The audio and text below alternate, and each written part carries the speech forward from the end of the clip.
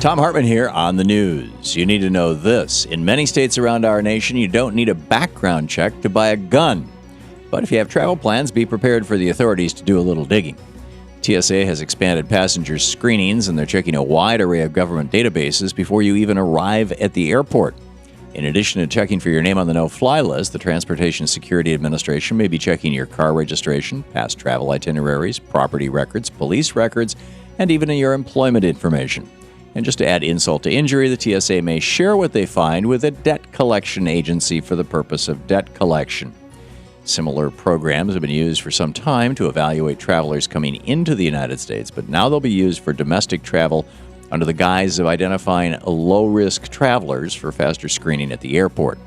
If the TSA determines you fit into that category, you can sail through security with your shoes on and laptop still in your carry-on.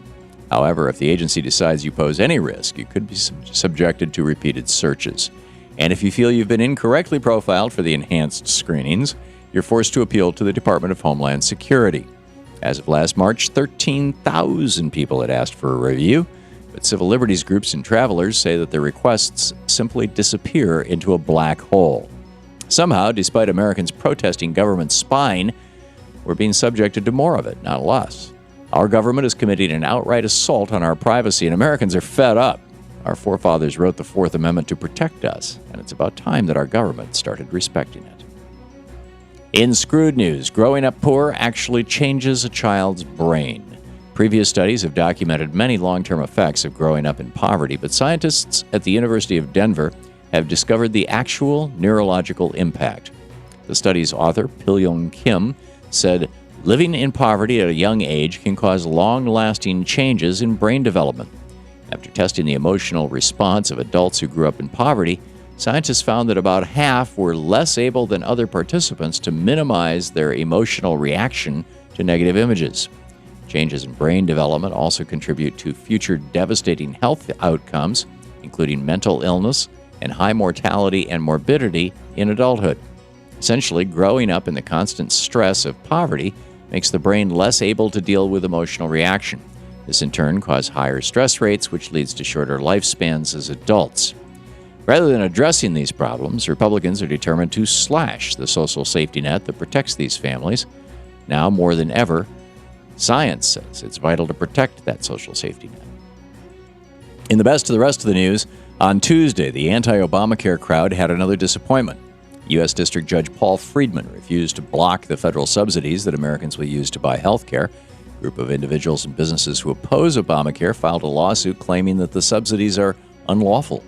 The plaintiffs said that the subsidies impose a burden on them by forcing them to buy insurance or pay a penalty. They argued that subsidies were supposed to be provided through an exchange established by the state, not by the federal government. Thus, the group says they are illegal. Essentially, they're trying to use the fact that states refuse to set up exchanges as a way to deny health coverage to millions of Americans. Judge Friedman did give the group permission to proceed with their lawsuit, but he said that there is no need for an emergency injunction of the subsidies since people have until March of next year to sign up. This case is just another attempt to fight the health care law despite countless failed attempts by Republicans. Looks like the right won't give up on their fight against Obamacare no matter how many times they fail to destroy it. The majority of people in our nation now support legalizing marijuana, but our Justice Department hasn't caught up. A new Gallup poll found that 58% of Americans support full legalization, yet marijuana is still illegal under federal law. Back in August, the Department of Justice directed prosecutors to scale back their targeting of marijuana dispensaries in states that have legalized pot. However, some U.S. attorneys have remained aggressive and continue to prosecute those who sell medical marijuana. Since these prosecutors can essentially decide when and how to file charges, our nation's marijuana policy has now become unjust and incoherent. In 2 states, Colorado and Washington, marijuana is legal even for recreational use, and 20 states allow the substance to be used for medical purposes.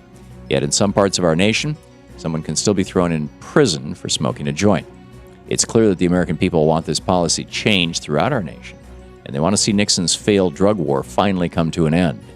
Hopefully, our Justice Department will listen to Americans and create a common-sense national policy by simply legalizing pot. And finally, Florida state lawmakers want to enact term limits. No, not for themselves or their fellow lawmakers. They're worried that the state's poet laureate could hold that position too long. So State Senator Dorothy Huckill has introduced a bill to limit the poet laureate's term to 4 years.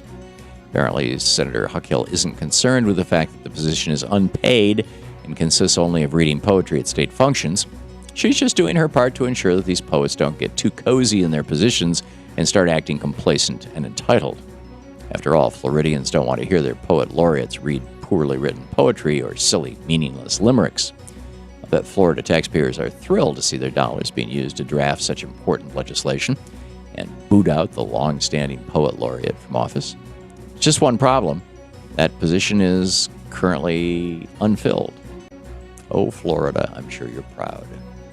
And that's the way it is today, Wednesday, October 23rd, 2013. I'm Thom Hartmann on the news.